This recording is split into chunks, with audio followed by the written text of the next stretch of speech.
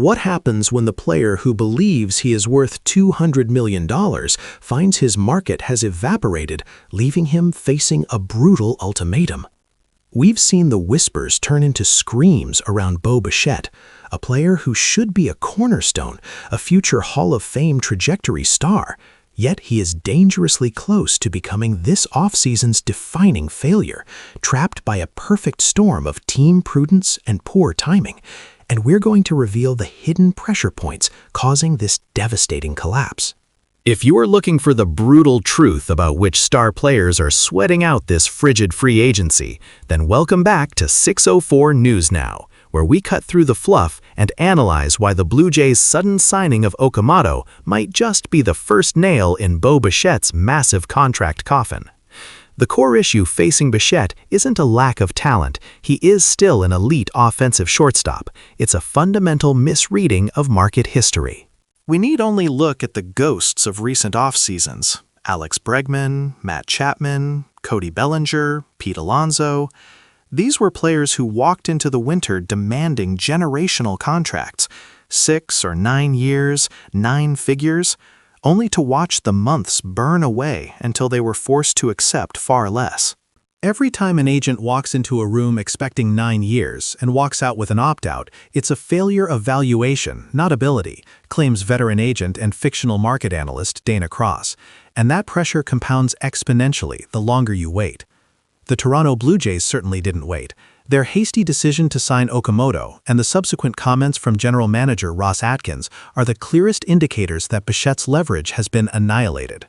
Atkins' carefully worded assurance that the team feels good about the pieces we have and that any further expensive acquisitions will start to cut away at playing time from players we feel are very good major league pieces is management code for Addison Barger and Ernie Clement are cheaper, they are ready, and we won't sit on our hands if Bo goes to Boston. That statement wasn't an olive branch.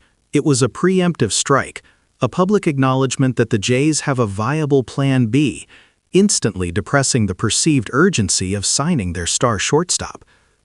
But let's get into the faults, the ugly truths that are currently scaring away $150 million commitments. The most glaring issue is the injury narrative. We are not just talking about isolated incidents.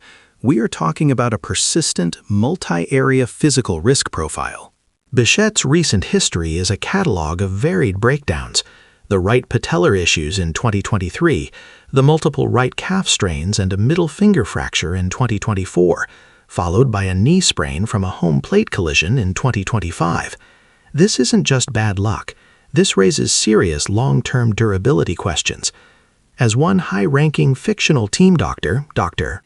Elias Thorne, told us off the record, "When you see patellar tendinitis, multiple calf strains, and a finger fracture across 4 seasons, that's not randomness. That's a maintenance nightmare that drastically impacts the expected ROI. You need 155 games from a cornerstone, but Bo has only given us 135, 81, and 139 games over the last 3, an average of 118 games per season. That drop-off is unacceptable for a $30 million AAV player." This fragility is compounded by the structural weakness of the shortstop market. Think about it. Who desperately needs a shortstop? The answer is practically nobody.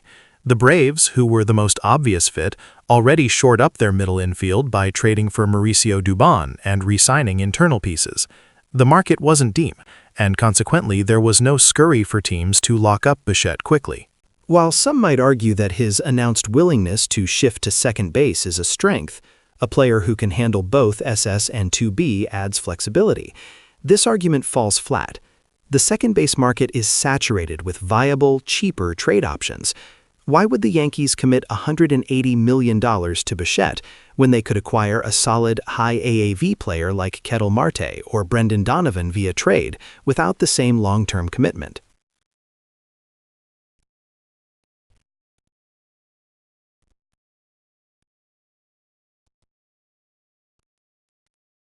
It's a defensive move that signals desperation, not versatility, and the Red Sox, Phillies, Dodgers, and Yankees see it exactly the same way. Here is the true knife twist. Every single team linked to Bichette has an equally attractive and often safer alternative. The Blue Jays, as we established, are now prioritizing Kyle Tucker. Imagine the headline: Jays go all in on Kyle Tucker, leaving Bichette out in the cold.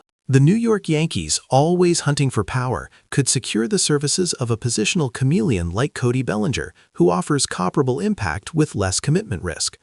The Boston Red Sox, perhaps the most aggressive pursuers, could orchestrate a high-profile reunion with Alex Bregman, a proven World Series champion who, after his own recent market uncertainty, might be satisfied with a shorter, high AAV deal. The Dodgers, masters of patience and resource allocation, could simply hold back and elevate internal talent like Dalton Rushing, or use their trade chips for an elite outfielder like Jarren Duran. Even the Phillies, whose interest was genuine, may look at their financial commitment to retaining pieces like JT Realmuto and decide they have officially spent too much to pursue another mega deal. Bichette is trapped in a multi-layered game of chicken, and every prospective buyer has a full tank of gas and 5 other directions to drive. This entire situation points towards a stunning plot twist: the ultimate surrender. The market, which demanded $150 million at the outset, has now dictated a radically different price point, a price point he must meet or risk sitting out deep into the calendar year like the players before him. This brings us back to the Alex Bregman precedent. Sources close to the market suggest that the most aggressive offer Bichette will receive this side of the All-Star break is a high AAV short-term deal. We're talking $35 million to $40 million for 1 year, potentially with a mutual option. This would force Bichette to accept the risk, bet on himself, and demonstrate the durability and 155-game production he has consistently failed to provide. It is the ultimate humiliation, the antithesis of the long-term security he deserves based purely on talent, but the only viable exit ramp from a collapsing market. It's a tough road ahead, and I don't like seeing that word unlikely attached to a potential Blue Jays reunion, but the pressure is real, and the leverage is gone.